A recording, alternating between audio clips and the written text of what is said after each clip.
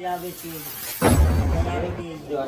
बहुत भूखा हूँ कभी मुझे कुछ खाने के लिए दे दो। मेरे पास कुछ भी नहीं है तुझे देने के लिए। चल भाग यहाँ से।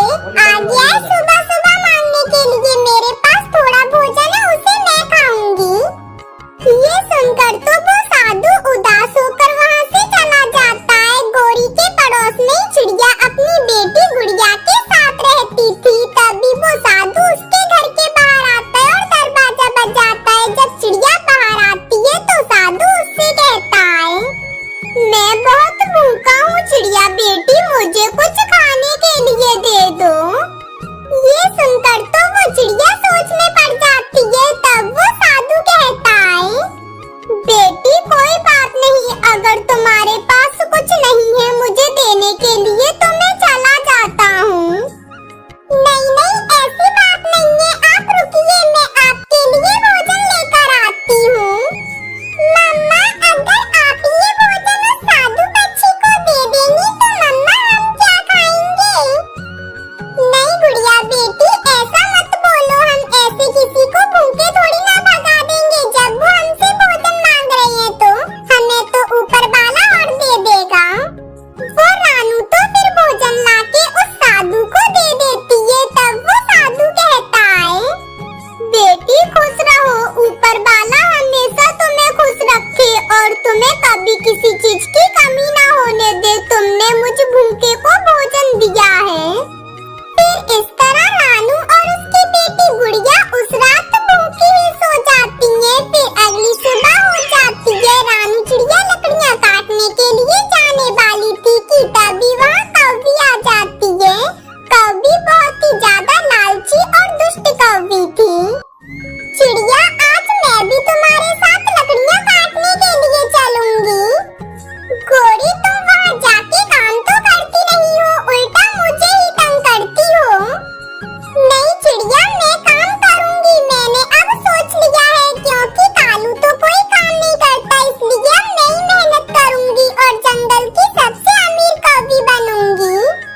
वो गोरी तो फिर रानू के साथ जंगल की तरफ जाती है। जंगल में पहुंचते ही गोरी को तो नींद आने लगती है और वो कहती है, चिड़िया बहन मुझे तो नींद आ रही है, तुम ऐसा करो तुम लकड़ियाँ काट लो, जब पट जाए तो मुझे बता देना, मैं इकट्ठी करने आ जाऊंगी।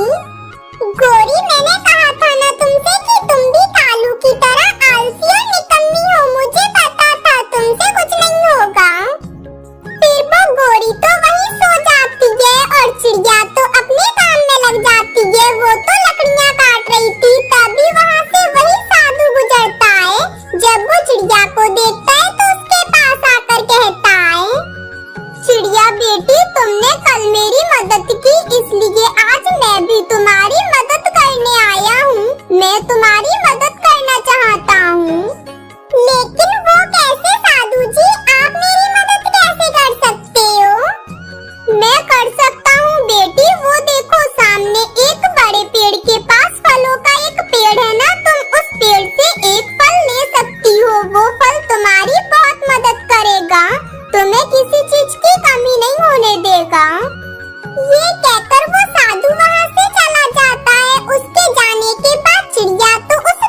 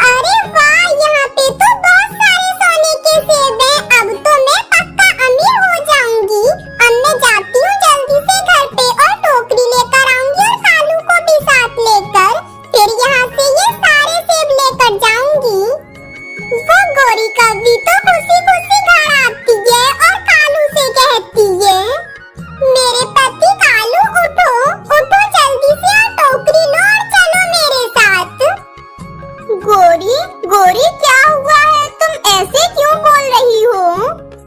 वो गोरी तो फिर कालू को सारी बात बताती है, तब कालू कहता है गोरी गोरी चलो फिर जल्दी, कहीं ऐसा ना हो कि कोई और पक्षी आकर उन सारे सेबों को ले जाए।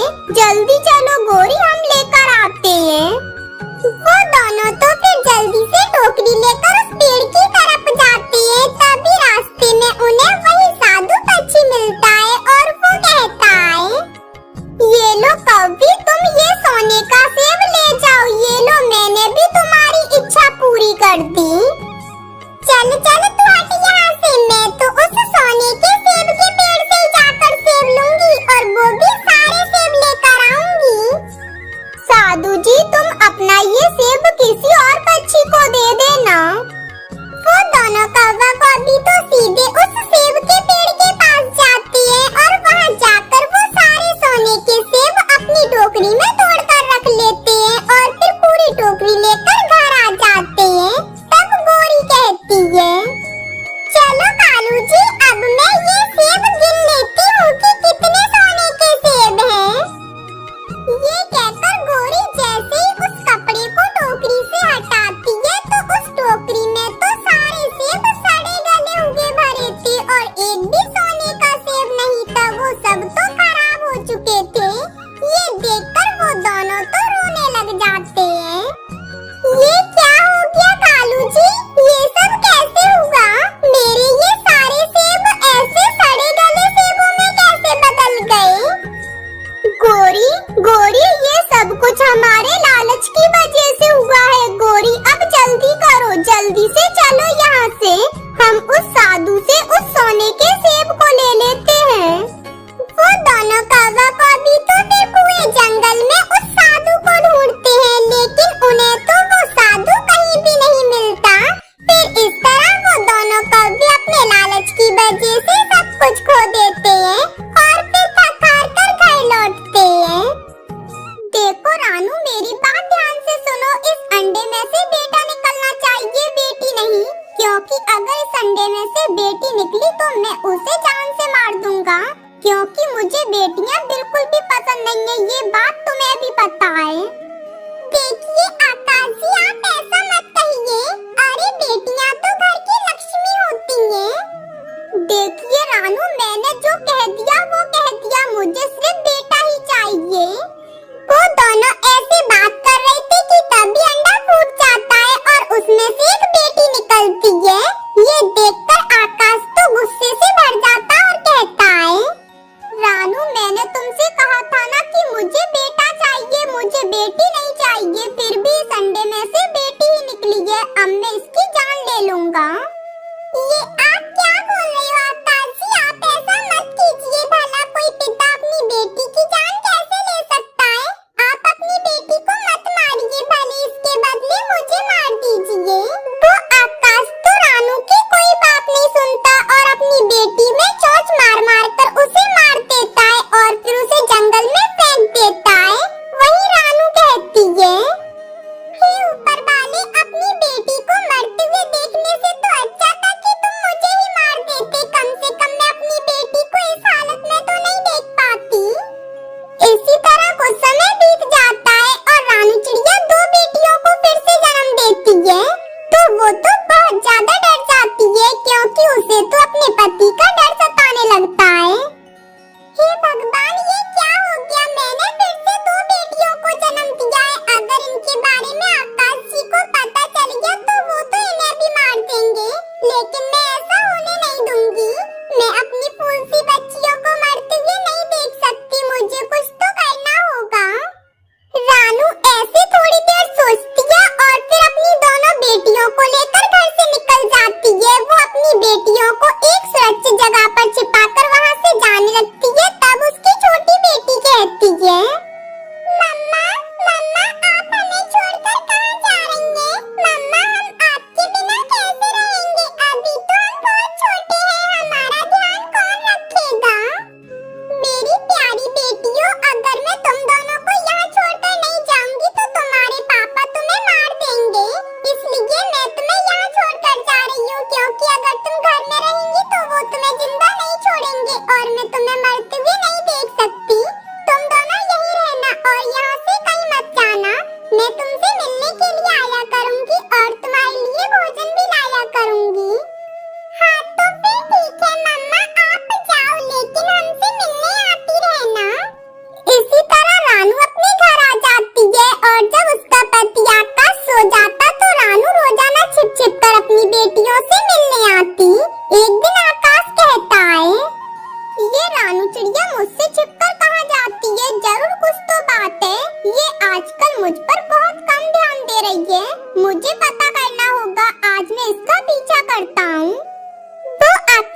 रानू का पीछा करता है और वो उसका पीछा करते हुए वहाँ आ जाता है जहाँ रानू अपनी दोनों बेटियों को भोजन खिला रही थी। वो तीनों तो आकाश को वहाँ देखकर डर जाती हैं। रानू, मेरे साथ इतना बड़ा धोखा। अरे मेरी ये दो दो बेटियां हैं और तूने इस बात की मुझे खबर भी नहीं लगने दी। अब देख, मैं इन दोनों को बेचकर पैसा बनाऊंगा, पैसा। नहीं नहीं आकाश जी, ऐसा मत कीजिए, इन्हें छोड़ दीजिए। भगवान के लिए इन्हें मत बेचिए। मेरी ये दो ही बेटी है बस। रानू, तूने इन्हें धोखे से पाला है ना, अब देख मैं तुझे नहीं छोड़ूंगा। ये कहकर आकाश तो रानू को बुरी तरह मारने लगता है। पापा, पापा छोड़ दो, मम्मा को मत मारो, उनकी लग रही होगी। प्लीज पापा छोड़ दो मम्मा को। वो आकाश तो किसी की नहीं सुनता और रानू को मारता रहता है। वो उसे बुरी तरह घायल कर देता है और फिर अपनी दोनों बेटियों को शिकारी चील के पास ले जाता है।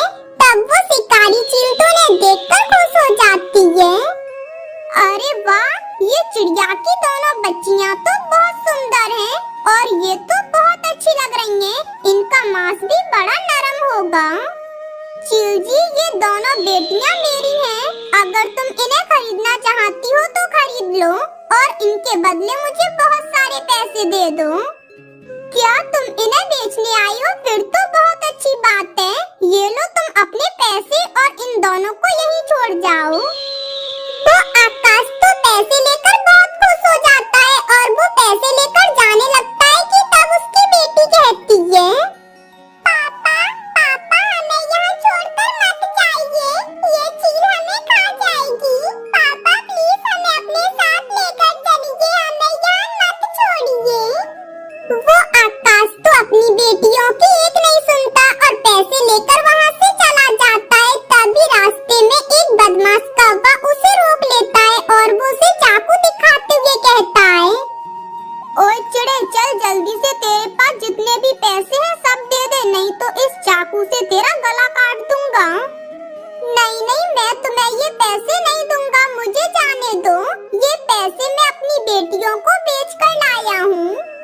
लगता है तू ऐसे नहीं मानेगा, रुक मैं अभी बताता हूँ तुझे।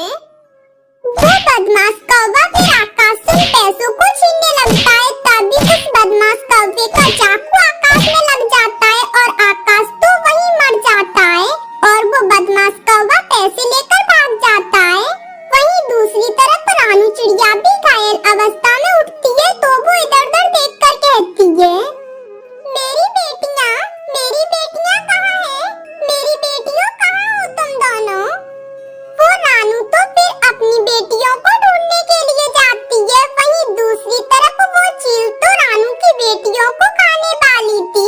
तब रानू की बेटी कहती है, हमें छोड़ दो चील आंटी, हमें मत खाओ, हमें छोड़ दो, हमें अपने घर जाने दो। रानू चिड़िया को अपनी बेटियों की आवाज सुनाई दे जाती है। तब वो उस गुफा में आ जाती है और चील से कहती है, मेरी बेटियों को छोड़ दो चील दी, इन्हें कुछ मत करना, आप चाहे मुझे खा लो लेकिन मेरी बेटियों को छोड़ दो। नहीं नहीं चिड़िया, आज मैं तेरी बेटियों को नहीं छोड़ूंगी। अरे मैंने पैसे देकर खरीदा इन्हें, ऐसे कैसे छोड़ दूंगी? तू जा यहाँ से, मैं तो आज न खाकर ही मानूंगी। वो चिड़िया तो ये सुनकर बहुत ज्यादा गुस्से में आ जाती है। तब वो उस चील के साथ भिड़ जाती है और उस चील को मारती है। चिड़िया बहुत घायल थी इसलिए वो उस चील से लड़ नहीं पा रही थी, लेकिन वो अपनी बेटियों का सोचकर किसी तरह उस चील को मार गिराती है, लेकिन वो खुद भी गिर जाती है। मेरी बेटियों, तुम दोनों घर जाओ और दोनों बहनें मिलकर रहना। बेटियों, हमारा तुम्हारा साथ यही तक था, अब मैं नहीं बच पाऊंगी, तुम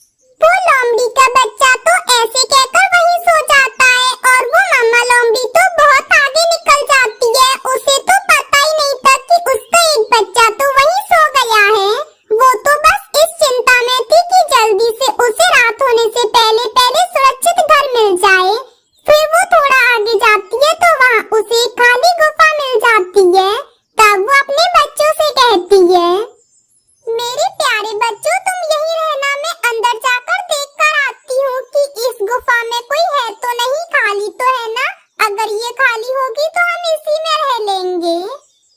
ये कहकर वो मामा लोमड़ी तो उस गुफा के अंदर जाती है। जब वो अंदर जाती है तो देखती है कि उस गुफा में तो कोई भी नहीं था, वो गुफा तो पूरी खाली थी। लगता है ये गुफा तो पूरी खाली है, यहाँ कोई नहीं रहता है, तो फिर मैं तो यहाँ अपने बच्चों के साथ आराम से रह सकती हूँ। ये कहकर वो मम्मा लोमड़ी बाहर आती है और कहती है, अरे अरे बच्चों, सीनू कहाँ है? तुम दोनों इधर हो तो वो कहाँ है? कहाँ रह गया वो? लोमड़ी के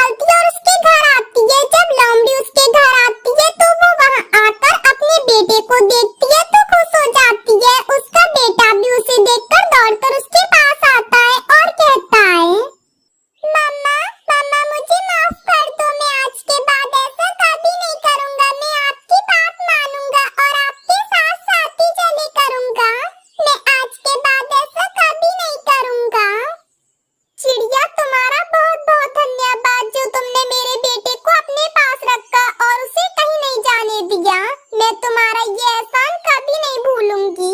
अच्छा मैं चलती हूँ। वो लोमड़ी तो ये कहकर फिर अपने बेटे को अपनी गुफा की तरफ ले जाती है। हे भगवान, हमारी तो किस्मत ही फूट गई जो हम तुझ जैसी बहू को ब्याह कर ले आए। अरे ना तो रोटी गोल बनी और ना ही सब्जी में स्वाद है। तेरी माँ ने तुझे खाना बनाना भी नहीं सिखाया, जो इतना बुरा खाना बना कर लाई है तू। माँ जी, आप ऐसा मत कहिए। मेरे माता पिता तो मुझे बचपन में ही छोड़कर चले गए थे। एक हादसे में उनकी मौत हो गई थी। उसके बाद से मेरे पापा के दोस्त ने मुझे पाला है। उन्होंने मुझे जितना कुछ सिखाया मैं सीख गई।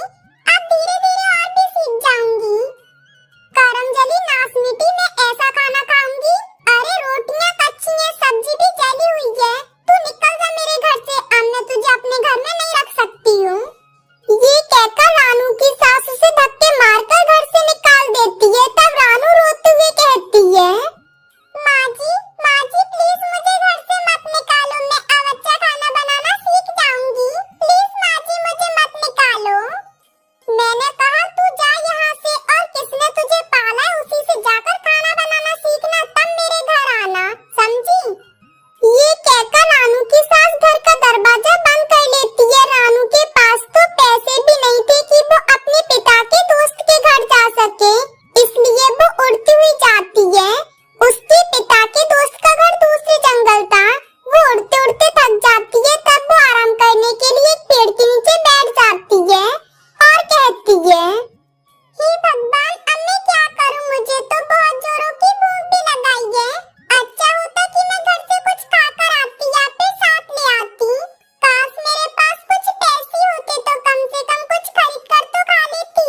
यहाँ तो आसपास कुछ भी नहीं है, और अभी चाचा के घर पहुँचने में बहुत देर लगेगी। कैसे जाऊंगी मैं भूखी प्यासी? रानू अभी इतना कहती है कि तभी उसके सामने खाने की थाली और एक नोटों की गड्डी आ जाती है, जिसे देखकर वो कहती है, ये क्या, यहाँ पर तो अभी कुछ भी नहीं था, और ये अचानक से पैसे और खाना कहाँ से आ गया? रानू ऐसा कहती है, तभी जिस पेड़ के नीचे वो बैठी थी वो पेड़ बोलता है, चिड़िया बेटी, ये पैसे और ये खाना मैंने दिया है तुम्हें। लेकिन एक पेड़ भला खाना और पैसे कैसे दे सकता है? चिड़िया बेटी, मैं एक जादुई पेड़ हूँ और मैं हर दुखी पक्षी की इच्छा को पूरी कर देता हूँ। तुमने पैसे और खाने की इच्छा जताई थी, इसलिए मैंने तुम्हें पैसे और खाना दे दिया। लेकिन चिड़िया बेटी, तुम इस जंगल में अकेली क्या कर रही हो? रानू चिड़िया पेड़ की जब ये बात सुनती है तो उसे अपनी सारी बात बताती है। तब वो पेड़ उससे कहता है, चिड़िया बेटी, तुम्हारी इस परेशानी का हल मेरे पास है। चिड़िया बेटी, मैं तुम्हें मिट्टी दूंगा, तुम उससे अपने लिए एक चूल्हा बना लेना। वो चूल्हा मेरी तरह ही जादुई होगा। उससे अपने आप ही रोटियां अच्छी बनने लगेंगी और सब्जी भी। बस तुम उसके सामने अपनी इच्छा बोल देना और सारी चीजें खुद बनकर तैयार हो जाएंगी। रानू तो खुश हो जाती है और फिर खुशी खुशी पेट भर के भोजन खाती है। तब वो पेड़ उसे मिट्टी दे देता है। रानू वो मिट्टी लेकर अपने ससुराल वापस जाने लगती है।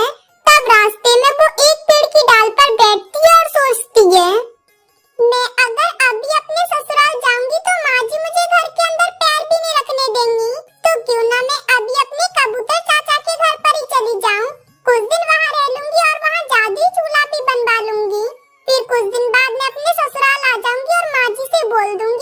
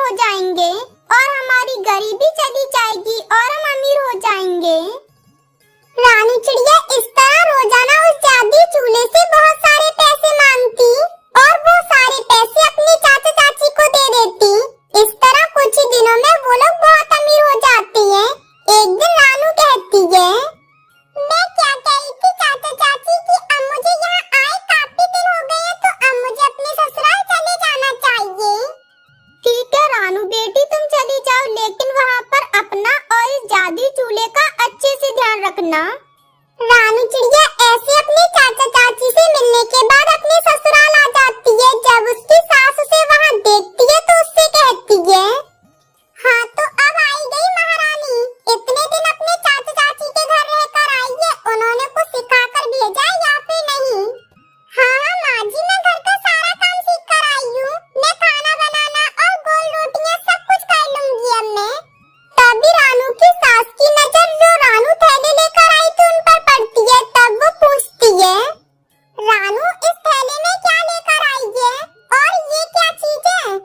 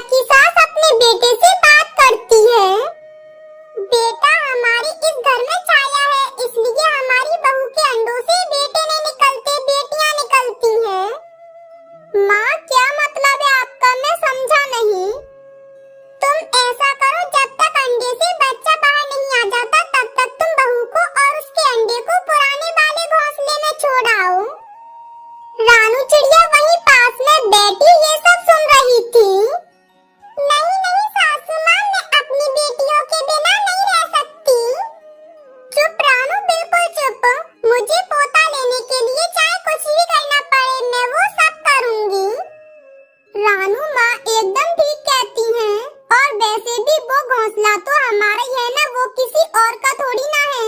तो तुम अपने घोंसले में जाकर रह सकती हो। ये सब सुनकर वो रानू चिड़िया मान जाती है और वो कहती है, ठीक है, अगर आप दोनों की खुशी इसी में है कि मैं अपने अंडे के साथ वहाँ रहूं, तो आप मुझे छोड़ आओ, मैं वहाँ रहने के लिए तैयार हूँ। मम्मा, मम्मा मैं भी आपके साथ वहाँ जाऊंगी, क्योंकि मम्मा मुझे आपके बिना नींद नहीं आएगी, मैं आपके बिना यहाँ पर नहीं रह पाऊंगी। मेरी गुड़िया तो मेरे साथ रहेगी। गुड़िया बेटी, जब तुम्हारा भाई अंडे से बाहर आ जाएगा तो हम तुम्हारी माँ को और तुम्हारे भाई को सब मिलकर ले आएंगे। गुड़िया ये सुनकर तो खुश हो जाती है और फिर रानू चिड़िया और आकाश चिड़ा अपने अंडे को लेकर घर से निकल जाते हैं और वो जल्दी अपने पुराने वाले घोंसले के पास आ जाते हैं। वो घोंसला तो बहुत पुराना था। रानू चिड़िया अपने अंडे को घोंसले में रख लेती है और वहाँ बैठ जाती है और अपने पति से कहती है, गुड़िया के पापा, आप खुश है ना? मैं तो खुश हूँ, बस हमारे अंडे से एक बेटा निकल आए, फिर माँ जी भी खुश हो जाएंगी और वो तुम्हें राजी हो जाएंगी, क्योंकि उन्हें एक बेटा चाहिए। मैं तुम्हें भोजन दे आया करूँगा। सुनो गुड़िया के पापा, जब तक अंडे से बेटा बाहर नहीं आ जाता तब तक आप मेरी बेटियों को मुझसे मिलवा जाया करना, क्योंकि मुझे उनकी बहुत याद आएगी। फिर पापा चिड़िया बिना कुछ बोले वहाँ से चला जाता है। रात भी हो जाती है। रात को चारों बेटियाँ भोजन खाकर सो जाती हैं, लेकिन बड़ी बेटी गुड़िया तो अपनी मम्मा को याद करके रोए जा रही थी। वो घोंसले में बैठी रो रही थी। फिर उसका पापा उसे अपने पेट पर लिटा लेता है और उससे कहता है, गुड़िया मेरी प्यारी बेटी, चुप हो जाओ। क्या आप नहीं चाहती कि तुम्हारा भाई हो? फिर तुम उसके साथ खेलो। वो पापा, मुझे भाई के आने की बहुत खुशी है, मगर मुझे तो मम्मा की याद आ रही है। गुड़िया ऐसे लड़खड़ाती हुई आवाज में रोते हुए ऐसा बोलती है। तब उसका पापा उससे कहता है, गुड़िया बेटी, तो फिर तुम क्यों रो रही हो? 4-5 दिन बाद तुम्हारी मम्मा तुम्हारे भाई को लेकर यहाँ आ जाएंगी। फिर ऐसे अपने भाई का सुनकर गुड़िया चिड़िया अपने पापा के साथ लगकर सो जाती है। वहीं दूसरी तरफ रानू चिड़िया भी अपनी बेटियों को याद कर रही थी। वो अपने घोंसले में खामोश बैठी हुई थी। वो अपनी बेटियों को याद करके सारी रात सो भी नहीं पाती है। ऐसे कई दिन बीत जाते हैं और एक दिन चिड़िया का अंडा फूट जाता है और उसमें से एक